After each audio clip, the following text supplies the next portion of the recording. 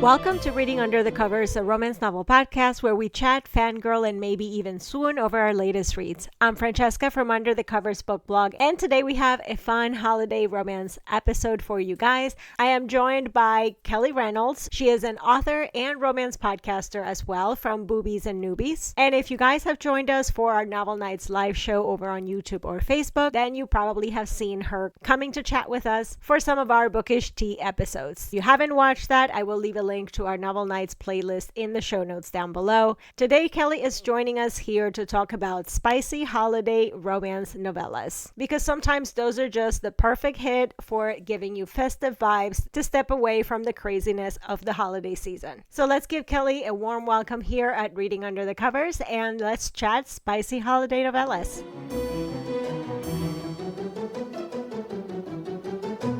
Welcome to the Reading Under the Covers podcast, Kelly. I'm so happy to have you here. This is the first time that we have you here. I know. Thanks for coming. I feel like this has been a long time coming because we run in the same book circles. It's so funny. We sound like an underground motorcycle club, but I was just going to say that.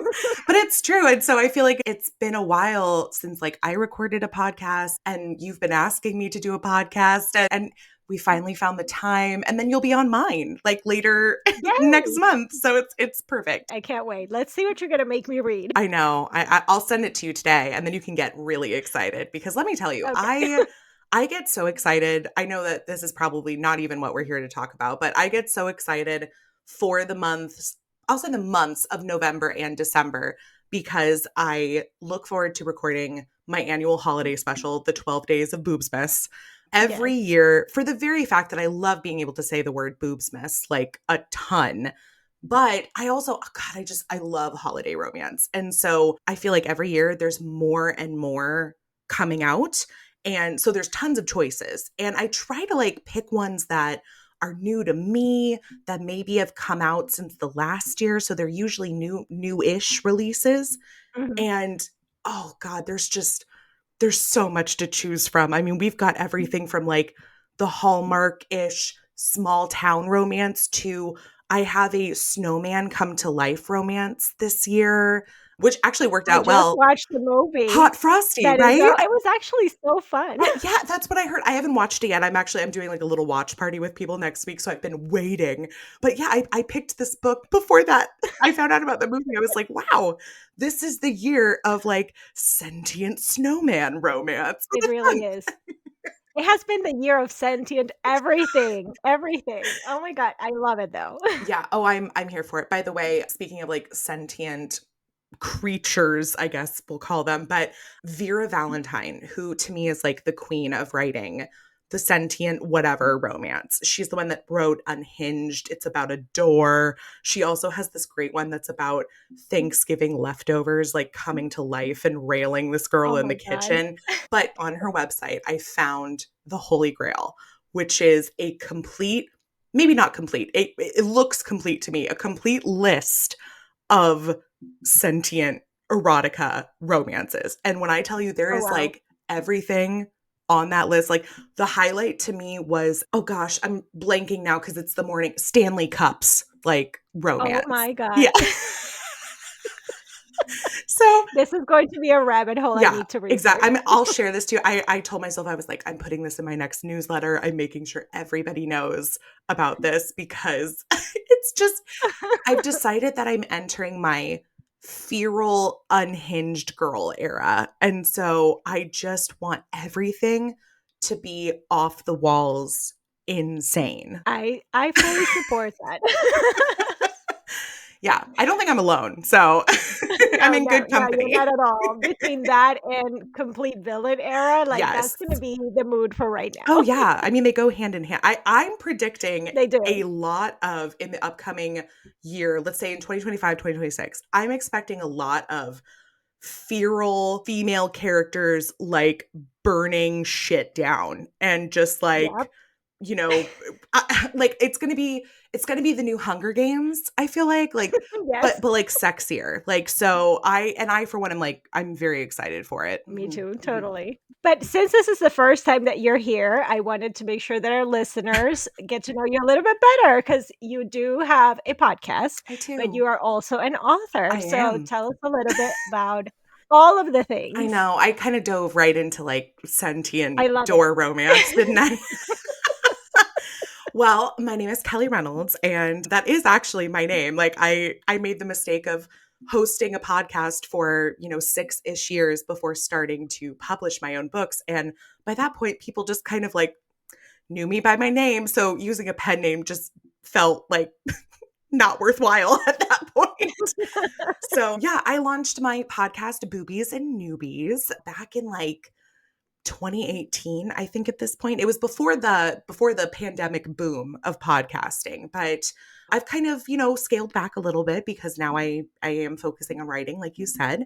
But yeah, if you can always go back and listen to all the episodes from the past, and it started as a romance review podcast where I would invite friends, coworkers, really anybody I could get to volunteer to spend like an afternoon in my living room to read what was their first or second romance novel, hence the Okay. newbies, Mhm. because I'm a longtime, lover of the genre. And I think most romance readers will understand that you're often surrounded by people who kind of poo poo romance, the genre at Mhm. large, without having actually read one. And so that was sort of the whole concept of the podcast, was that I wanted to get people to read one and then maybe reconsider it a little bit. And I'm happy to say that we did. I definitely changed a lot of people's minds. I have a few friends, in fact, one who she went on to start her own romance podcast because she loved it so much. So Love that. I know. I was like, oh, actually, that's probably like the highlight for me, is that you enjoyed our experience so much that you kept reading romance. And then now she has a romance podcast. So Yeah, I perfect. love that. That's a success right there. Yeah, yeah, exactly. So shout out to, I think it's Ready to Be Romanced is the name of the Okay. podcast. But yeah, no, I'm a longtime lover of the genre, like I said, and I just wanted to talk about books I liked. And then from there it kind of spiraled into like interviewing authors, and I hit that point where it was so exciting to have people actually like reaching out to me to say, "Hey, would you like to read my book and discuss my book?" And I was like, "Oh my gosh, I can't believe somebody would want me to do that." Like, of course I do, because, free books, like, hello. But yeah, and so, we also, one of my favorite things I've done with the podcast is, and this is sort of where I see it kind of still existing in the future, is that now that I'm writing, I find it somewhat unethical to like be reviewing other authors' books. And so I've thought of ways like, how can I keep the podcast going? How can I still continue to talk about romance without, critiquing other authors? And I've started these episodes that I do both on the podcast and on YouTube, called Steamy Spotlights, or I also have one called Tit Talk, because we love any I love excuse that. for a boob pun, right? And we talk about like topics in and around romance. Like we've talked about, one of my favorite episodes to date was, we talked about unlikable heroines, like the so-called unlikable heroine, and what makes her unlikable. Spoiler alert, it's the patriarchy. And Yes. and we've also done ones where we talk about specific tropes and we give book recommendations. So that's something that I think we'll continue to do, as we head into 2025. And then I'm a writer. So, my plate is just always overflowing with goodies. But yeah, I started with my holiday novellas, which is why I'm so happy we're talking about this, in November. And then this year was the year I decided, well, maybe we should write about something other than Christmas. And I launched a baseball romance series that's set in the Pacific Northwest where I live. And it's called the Rose City Roasters. It takes place in my fictional town of Rose City, Oregon. And I think, honestly, one of the biggest reasons I wanted to write sports romance, yes, I like baseball, but also what I love about sports romance is that people always come up with like really fun mascots for teams and logos and stuff. I was like, oh my gosh, are you kidding me? It's like playing Zoo Tycoon as an adult. Like, I get to design this fictional ballpark. I can put whatever I want in it, no matter. I told my dad about some of it, who's a very big sports fan. He's like, that's ridiculous. They would never have that. I'm like, Dad, this is fiction, baby. Like this, they're going to have it and more in my stadium. And their mascot, for the Roasters is a like hipster barista. So, I mean, Love honestly, that. that was like one of the whole reasons I wrote the book was I was like, I need to have a fictional baseball team set in Oregon because we don't have one. We don't have a Major League Baseball team. So Mhm. I'm hoping that maybe this will plant the seed that we need one. Like, I just have to get it to the right person to read, and then they'll think, yes, this is We what need we that. need. Also, the barista is also very on brand for the Oh, Pacific I Northwest. know, I know. I was like thinking about, I live in Portland, like what would be like the things that really represent the Portland area well? And it's beer, donuts, and coffee. Like that really Yeah. is it. And we already have a Milwaukee Brewers. And so I didn't I didn't know I was like, they could be the donuts, I guess. But yeah, no, I went with coffee because that's also got Yeah. my heart. So that in that Yes. fictional stadium, I had to include like their own coffee roasters. Like, Of course. I wish it was real. I wish it was real so Uh, badly. so now with your holiday novella series, because we're here to talk about holiday novellas, Yes. and I know that it's a spicy holiday novella Mhm, series mhm. set in Los Angeles or in or around. So tell us a little bit about what are these books, and because especially I love the names, I love the covers, Oh, thank you. and what are they all about? Yeah, the Holidays in LA series. So I am born and raised in California, which means that I have never experienced a white Christmas in my life. Like, the entire concept of white Christmas to me is just a movie. Like, it is a movie starring Bing Crosby, and that is it. And so for me, as much as I love holiday romance and I love like the schmaltzy Hallmark stories, like I noticed that most of them take place in these small towns. It's always snowing. It's like upstate New York or Vermont or rural Ohio. By the way, no shade to Ohio. I do have a lot of Ohio jokes in my books. And it's honestly just because when I lived in LA, I met a lot of people who were from Ohio and I thought that was very odd. But yeah, so I wanted to write a holiday series that was one set in a more tropical climate for the people who haven't experienced that white Christmas, thing Mhm. in their real lives. And two, took place in the city. Cause I feel like that's the other thing is so many times we take holiday stories back home and home is always this small town and they've Mhm. moved to the big city and they've gotten all jaded and then they move back to the small town. And when I tell you that is my greatest fear in life is to move back to my small town, like it's not for me. And I know that I'm not the only one who feels that way. So, yeah, this was definitely like my very merry millennial Christmas series. The first book in the series is Meet Me in Los Feliz. I went with all the titles for the books are a combination of like a popular Christmas movie or song combined with a neighborhood in Los Angeles. So, Los Feliz, great neighborhood. Lots of celebrity sightings, by the way, if you're ever in LA. But Meet Me in Los Feliz is the first one. The second one is Venice, actually. And this one that's coming out next week, if you can believe it, is Santa Monica Baby. And so there's super bright colors on the cover because that's also me. I basically have fallen into the whole thing of I write what I want to read. I write the tropes I want to read. I write very much a reflection of the world I exist in. So like there's a lot of plus size characters. There's one of the main characters in each book is plus size. In the first two books, it's the female main character. And in Santa Monica Baby, it's actually the male main character because I don't think we get to see enough big boys in our romance.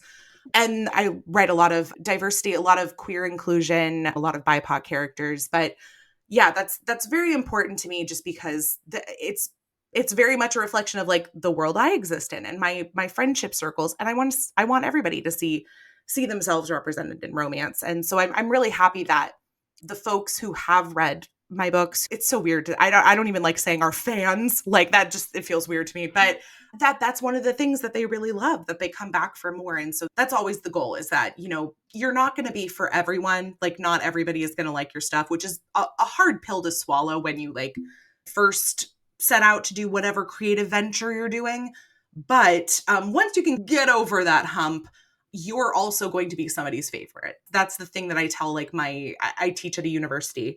And that's the things I tell my students too, is that you're not going to be for everybody, but you are going to be somebody's favorite. And that's exciting in itself. I love that. I think that also coming from a point of view of content creators ourselves, I think that Yeah. probably helped you a little bit too, because you already had to overcome that hurdle just to be able to put out those podcasts. So I come from a background in the was a win. arts. Like I went to school for theater, and then I went to grad school for screenwriting. I moved to LA to do writing for film and television. I've set myself up for like every career option has always involved you're going to be auditioning for people. Some people are not going to like you, and some people are going to love your stuff. So I think I've kind of made that transition a little more easier than a lot of people have, just because that's always sort of been what I expected from whatever field that I was in. True, true. I think that's awesome. I love the fact that you're also focusing on a big city, but in a tropical climate, because that's Yes, where that was my whole life. I know. Basically, I grew up in Panama City. So White Christmas, who like Yeah, that was not who's even she? She doesn't go far. here. Not at all. Not at all. But it was still a big city. So a lot of the Christmas stories that I've seen that are in a hotter climate Yeah. are usually at the beach. That Yes. was not my experience either. So I love the fact that you're bringing like the two things together. So it doesn't have to be the small town with the winter, and it Right. doesn't have to be I love the city with the weather. It's perfect. Well, So and it's so funny. just for me. I'm so glad that thank you so much for telling me that. I'm so glad you appreciate that. But it's funny to me because I understand like the magic of the small town Christmas. Like I get it. In fact, I've lived in cities most of my life. Like I lived in near San Francisco. I lived in Chicago, in Minneapolis, in Los Angeles. And so, you know, people in the city love to kind of like drive out of town and like visit these Mhm, places and take in the magic. But there really are so many things that are always going on in a city. So that's kind mhm, of like what I've had a lot of fun with. And I tell my readers this, that a lot of the things, a lot of the activities that they do in the books, a lot of the places they go, most of them are real. Like most of them are real places. Sometimes I've like maybe fudged the name of it or, you know, the exact location, but yeah, a lot of the places like I could give a detailed tour of where to go in LA based off of this series of books because there really are. I think you need to do that. It would be That needs fun. to be a thing. It would be That needs to fun. be a thing. There's a shout out to the Ripped Bodice in Venice. Actually, they have Nice. an event at the tea shop that we actually get to know really well and Meet Me in Los Feliz. That's like partnered with the Ripped Bodice. You know, they do in Meet Me in Los Feliz. They go to this ugly sweater like Santa bar hopping experience. It's a real thing. And yeah, and in fact, I borrowed something. I know you're in Florida. I borrowed something from a Florida event that I was like, well, I don't know if they do this in LA, but they should.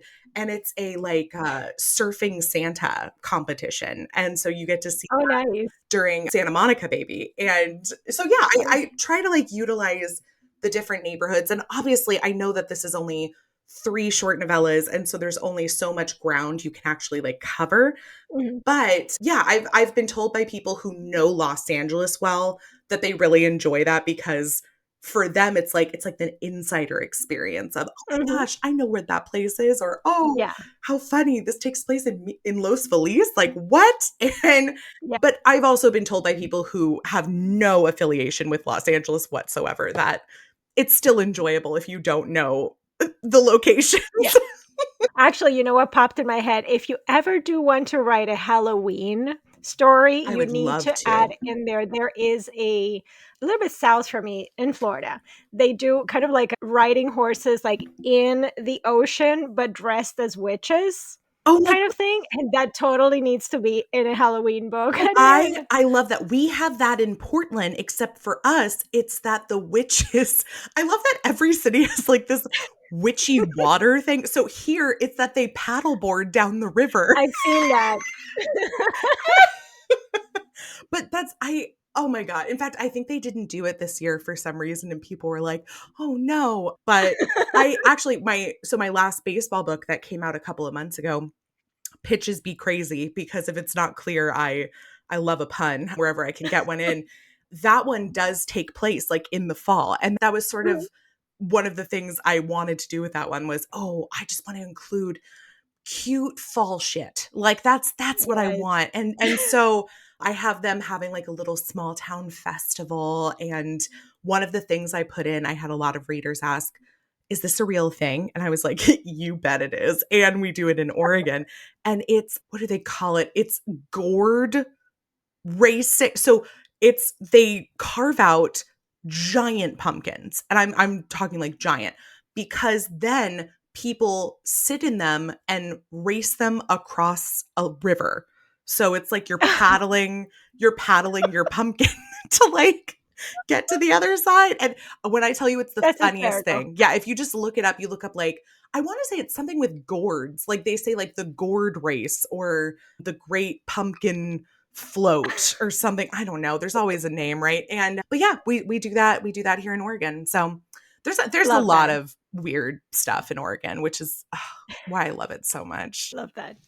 But what is your favorite thing about reading a spicy holiday novella Mm. versus going into like a full length book? Because I was putting together this blog post earlier this Mhm. week and it's all about, it's Thanksgiving weekend, you have family, you have all of this mess and you just want to carve out that little bit of To time escape. away from everybody.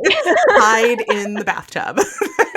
Hide in the bathtub. But, if you're reading a full length novel Yeah. and, there's gonna be a break or whatever, and then Mhm. you gotta like, "Oh, where was I?" But a novella is perfect Yeah. for that. Oh yeah, no, I agree. And in fact, so all three books in the Holidays in LA series are all less than I think the longest one is Venice actually, and in print that's like 170 pages, but all of them are around like the 35,000 word mark, which is Mhm. about half of like what you would expect in a full-length Right. novel, like minimum. So I wrote them with that in mind because I also was like I want to focus on writing more like fun holiday stuff and then some spice and not get into like nitty gritty like like tension between them. Like I wanted there to be very low conflict. And I think that that's one of the Mhm. things that I like about a lot of holiday novellas specifically is that there's usually not a lot of room for big conflict. So a lot of them don't have the third act breakup, which fine by me.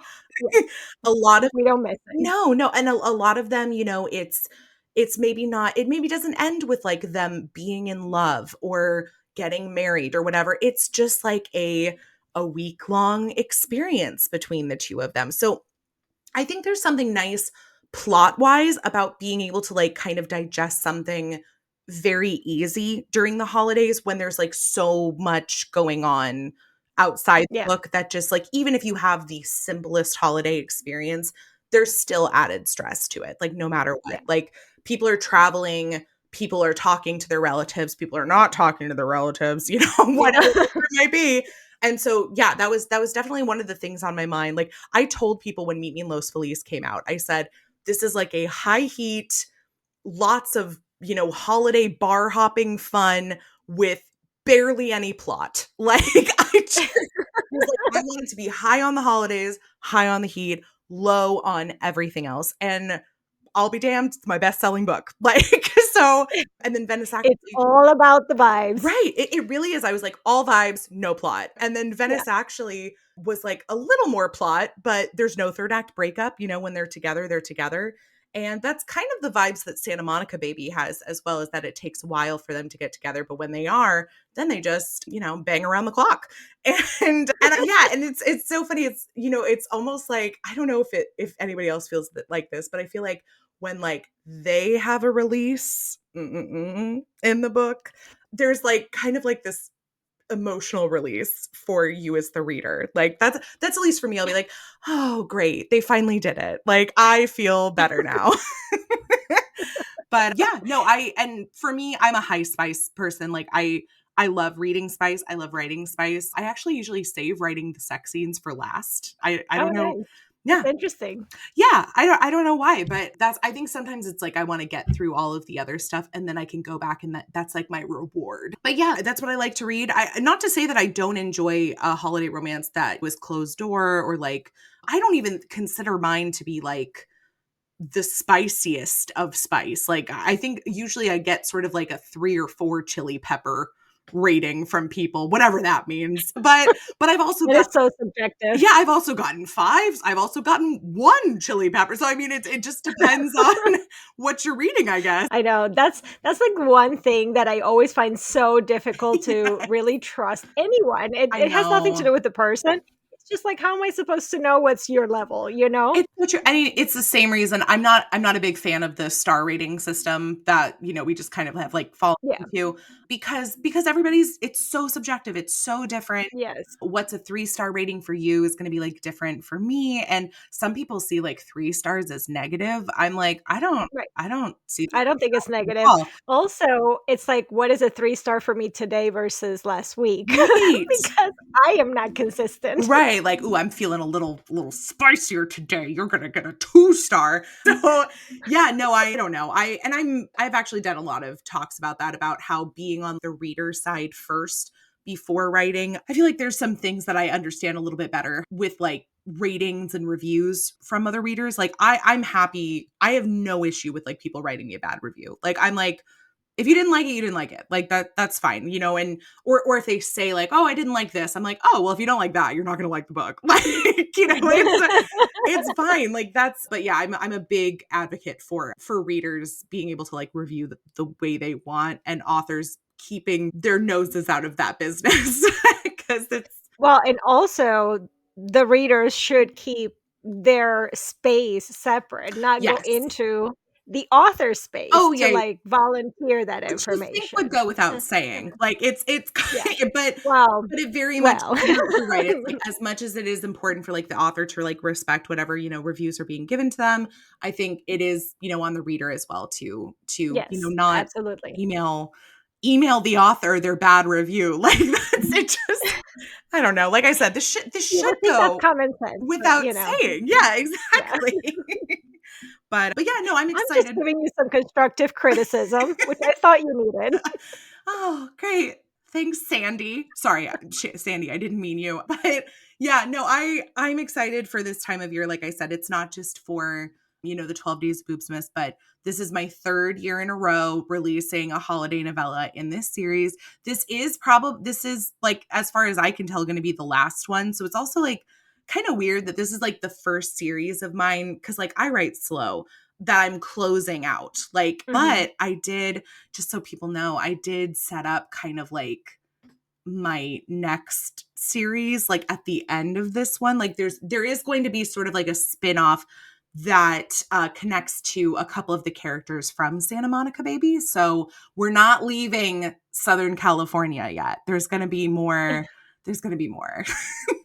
Love that, love that. But also, a finished series is great because you can binge all 3. It's true. And they're very short. Like Yeah. even my friends who are, not the biggest readers, like they read maybe a couple books a year, really enjoy them because they're short, they're spicy. I feel like I get a good amount of spice in them for like how short they are.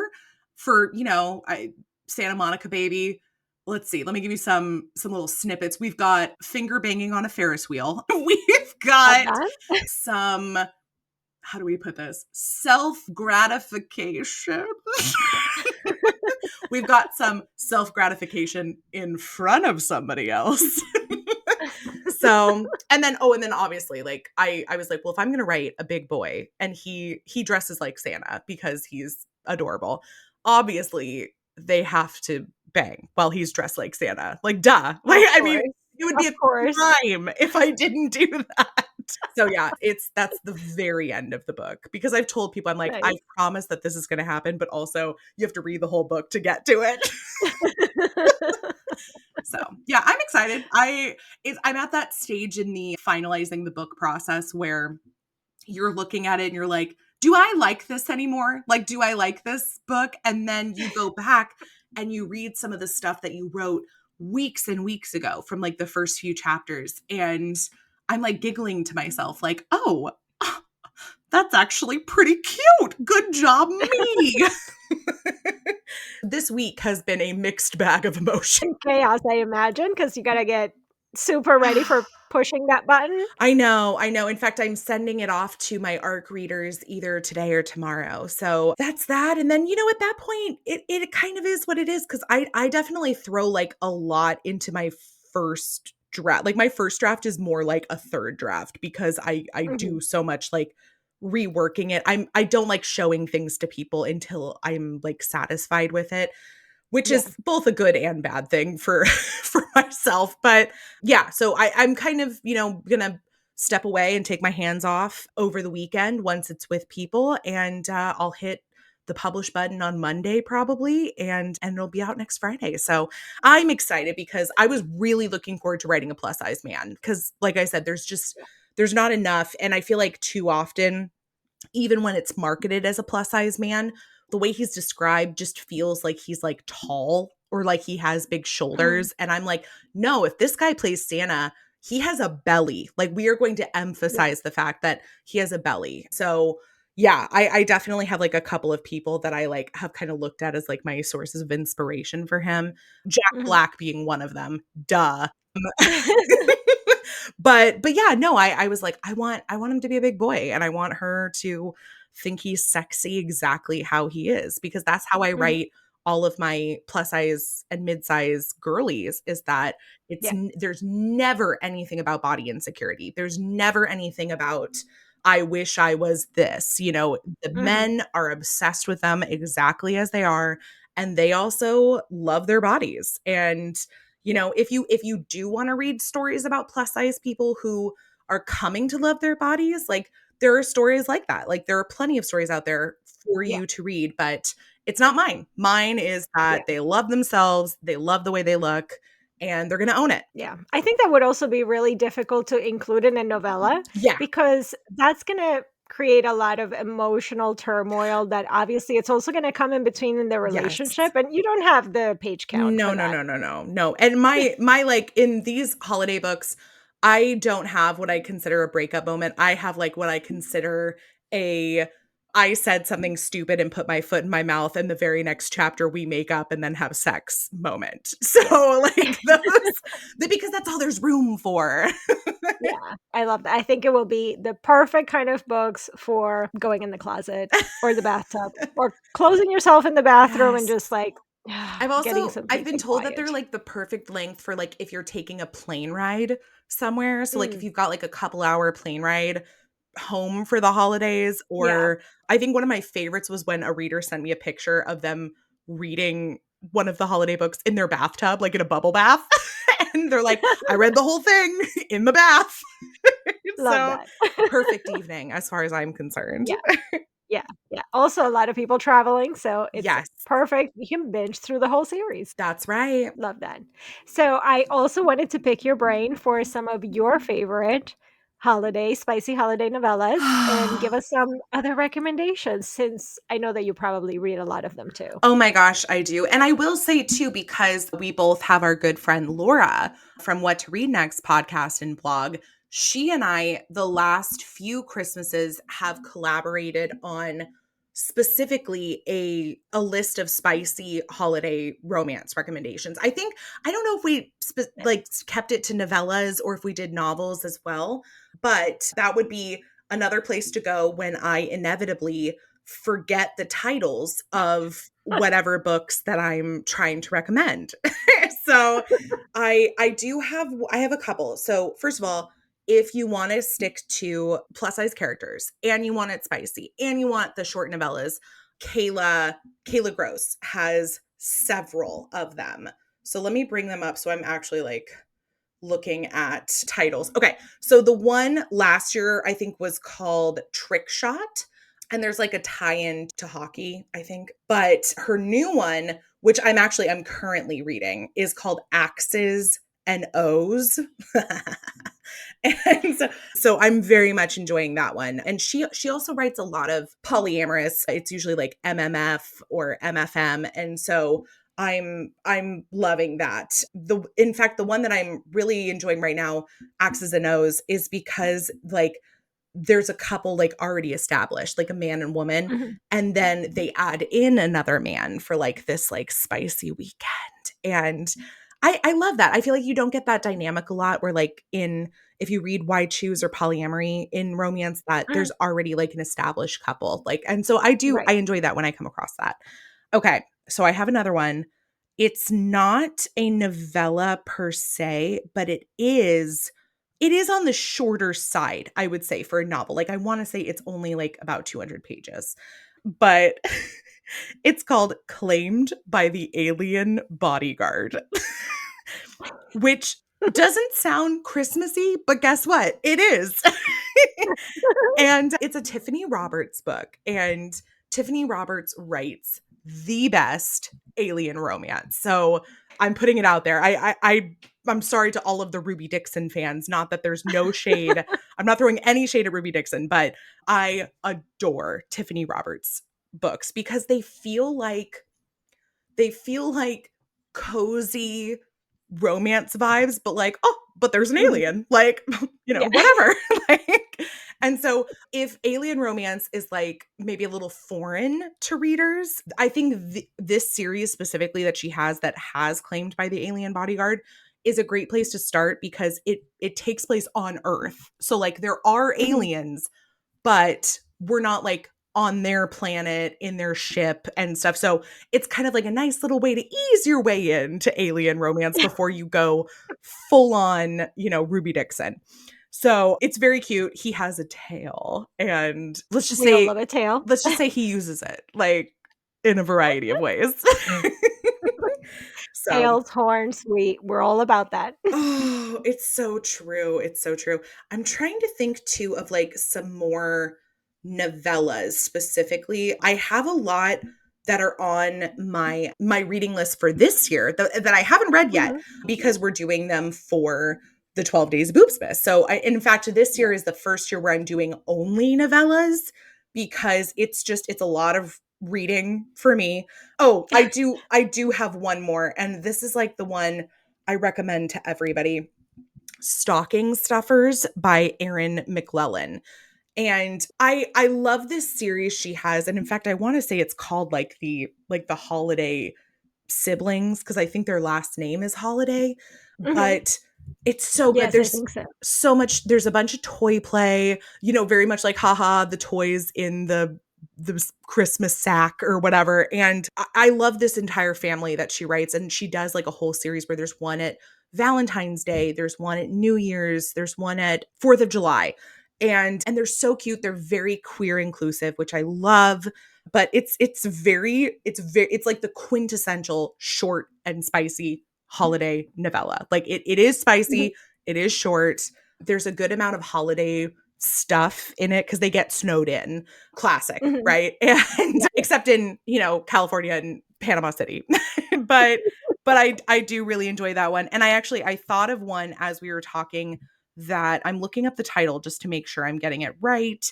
But the reason I thought of this one is because this was one of the few holiday romances I read where it takes place in Arizona.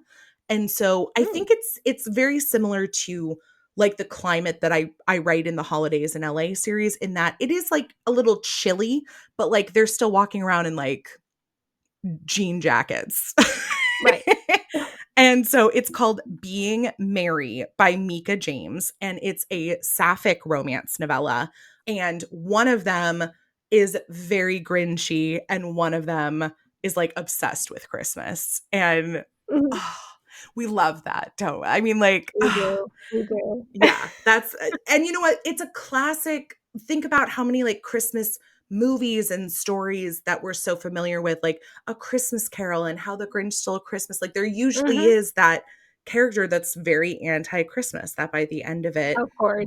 you know, And that loves it. formula will work with me every single time. Right, right. In fact, I so what I did with Santa Monica Baby was that I wanted to have that but tweaked. So like what I have with this one is that they're actually both like sunshine here, like characters. So Mhm. it's I'm calling it like sunshine and sunshine. But they're sunshine in different ways. So like she is very loud, extroverted, loves Christmas. Mhm. She's very big about like putting on a show because that's kind of like what she thinks things are supposed to look like. So she decorates like the entire front side of her yard, but like kind of forgets about doing the Christmas tree because, you know, it's what people see is the like the lights Yeah. outside. He on the Yeah. other end is the opposite. She thinks he's like a Grinch until he lets her into his apartment and then she's like, "Oh my god, you have like you have an entire he has an entire wall of like Santas, just like lined up Mhm. Santas and a Christmas tree that's like purple and made of tinsel, you know, and it's because he very much is like, well, this is for me. Like I Yeah. don't need to share this with anybody else. Like this is for me to enjoy. I can't enjoy lights on my house outside. Like I'm out here. So that's kind of the vibe that I went with this one was like a little twist on the Grinch sunshine combination, but it's more introverted Christmas versus Yeah. extroverted Christmas. I love that. I actually totally relate to him Yeah, because for me, doing anything outside, it's like, for what?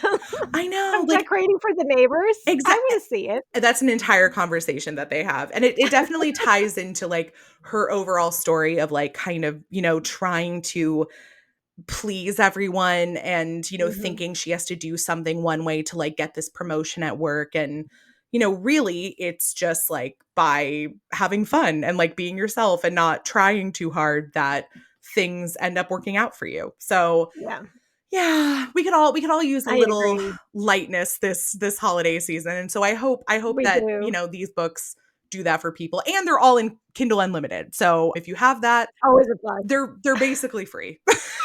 Yeah. Always a plus, Yeah, always a plus. I wanted to ask you, did you read the Adriana Herrera Toy Runners I did. I series? did. And Those I are also high heat, super spicy so good. So and she also holiday one novellas, of them which I is love. a sapphic one. Yep. Yeah, oh god, those are so good. No, in fact, I last year I did an interview with Adriana for my Patreon, which is you know, I haven't touched like in months, but it is there. Like if people want to go like watch and listen. And we talked about that series because I think it was Yeah, right when the last one had come out. And so yeah, oh no, that's a great one. I hope those are good. people pick those up. I am Yeah. here for anything Sexy Santa. Oh, I just thought of another one from just thinking about Sexy Santa. Marie Lipscomb, who writes fantastic plus size people, especially she writes a ton of plus size men. Like that's who I recommend when I think of that. She has her like alter ego when she does unhinged monster romance, I guess, if you kind of like throw Santa into that too. But so she has one called Santa Claus is Going to Town on Me. And it's oh my god, though, it's so good because the fun thing about when people write actual Santa, and I call this Santa erotica, Mhm. is when That is a whole thing, yeah, yes. yeah. I talked about this. I put this on the podcast a few years ago. I was like, yeah, Santa Veronica.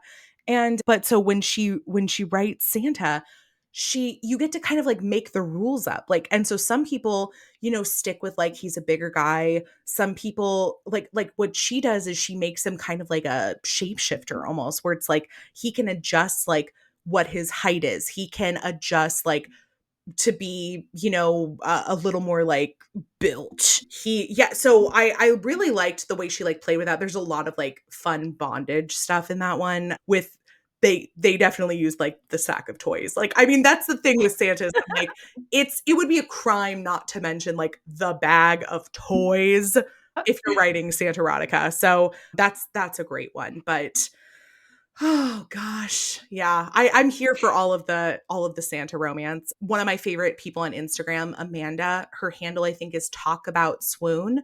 She puts Mhm. together these fantastic listicles of Yeah. for whatever theme. But for the last couple of years, she has done one that's specific to Santa romance. And it'll be like, here's ones where he dresses like Santa. Here's ones where they are Santa. Yeah. Yeah. So if that's your thing, and if you don't know if that's your thing, maybe try one. You should always try everything once. That's what I say. I agree. I agree. I definitely make my fair share of like Santa, Father Christmas innuendos, like in Santa Monica Baby, because like he Uh-huh. does dress like Santa. So I was like, well, I'm going to make the most of this. And in fact, yesterday I was very proud of myself. I wrote a line that was something like, maybe Father Christmas would let me call him daddy or something like. So yeah, that's a little bit like if you like that, you'll like my books. Yeah. I wonder if subliminally, like, that's why you pick Santa Monica? You know, Because Santa? uh, that definitely, so I knew when I chose the title, I was like, well, there's going to be something about Santa, which is why I was like, he's Mhm. got to be a big boy. And then I was like, I thought about him putting in like a baby. Like I was like, do I want this to be like secret baby or like surprise baby or something? And then I remembered that I hate those. And so I was like, no, why why would I do that? No, don't do it just for the title. No, I know. And so yeah, so there's no baby. It's like just so actually there is a character who is pregnant, but they like know. Like everybody knows that they're and they want to be pregnant. But yeah, that is typically not what I write. I write a lot of child-free characters. I write a lot of people in like their mid to late 30s who, are still figuring things out, who are single, who are Yeah. dating, who are making mistakes. In fact, one of like the themes in this book is this whole idea of like how messy can be beautiful and that it doesn't Mhm. have to be perfect. So sometimes like we find the prettiest, most special moments in what is perceived as a hot mess. And so Yeah. that's definitely I think that's the story I needed to write for me. And Mhm. so I hope people are able to like kind of find some connection with that as well. Yeah, I think that is also a great time of year to listen to that message. Because Yes. usually for the holidays, like everything we feel like everything has to be perfect and it's a great time to listen to that message. Yeah, yeah. Yeah. It's threaded throughout the book. So, especially like at the very end and I in what I think is like a great scene, but I hope everybody likes it. So now everybody has a full weekend or week Yes. to get the 2 books that are already out, Meet Me in Los Feliz and Venice Actually, Mhm. before Santa Monica Baby comes out next On weekend Black or Friday, Friday. next Friday. Yeah, that was an accident, but that was more of like a when can this book be ready sort of thing and not a let's time this for the day after Thanksgiving. But you know what? I think that's when a lot of people kind of allow themselves to dive into like holiday things is we're Yeah. not going to put up the tree. We're not going to do this until after Thanksgiving. And so there you go. You can start your holiday reading next Friday with my brand new holiday book. Yeah. Thank you so much for coming also with all of your great recommendations. We're gonna have to do this again soon. Oh, yes, please. No, thank you so much for Yeah, having me and this is fun. we'll do more. Yeah. And now can you just tell everybody where they can find you, where they can follow you, and what do you have besides the book coming up? Oh, of course. So let's see, I spend most of my time these days on Instagram and TikTok. So on Instagram, I'm at author Kelly Ray, and you'll find that same handle on Twitter, which I hardly ever use anymore, and Threads. And then on TikTok, I'm at real Kelly Ray. Ray is in REY, just a shortening of my last name. And my website is kind of a one-stop shop for both the podcast and my writing. So it's boobiesandnewbies.com. And all of the platforms I have at Boobies Podcast across them, like Instagram, Twitter, etc. So you'll find me like kind of cross posting on some platforms, stuff about the books, but I try to, especially with the 12 days of Boobsmas coming up, which obviously you can stream wherever you listen to your podcasts. I'm, Apple, Spotify, all the places. But those will start dropping December 1st. Now, I will say, as you're listening to this episode, I start doing the 12 days of Boobsmas giveaways on Thanksgiving Day.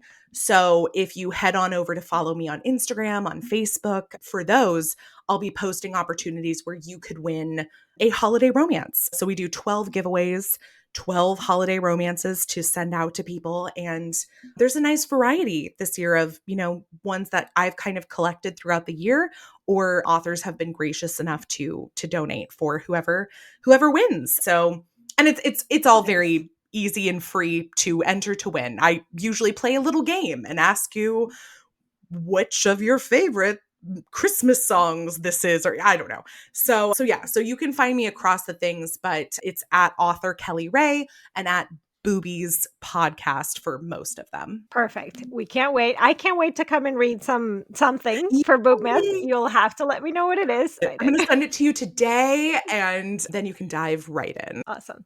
Thank you so much, Kelly. Thank you.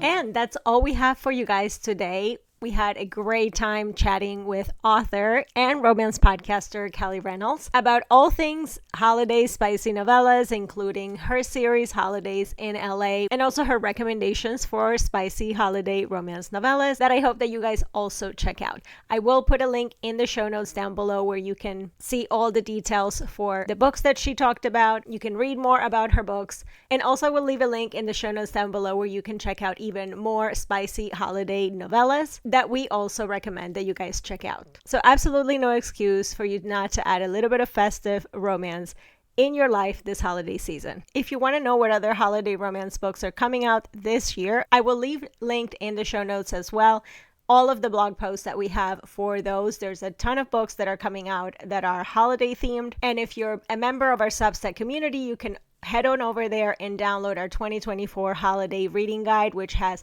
over 100 new releases just for this holiday season. And for that, I mean exclusively holiday romances. As always, if you want even more recommendations, you can head on over to our blog at underthecoversbookblog.com. And don't forget to sign up for our newsletter there. We'll be in your inbox every single Sunday with all of the latest bookish content that we have. And follow us on all of our socials. It's UTC Book Blog on Instagram, TikTok, Pinterest, Twitter or X, and now recently Blue Sky as well, and Under the Covers Book Blog on Facebook and YouTube. Thank you guys so much for tuning in. I hope that you pick up a great book this weekend, and we'll see you again in the next one. Bye!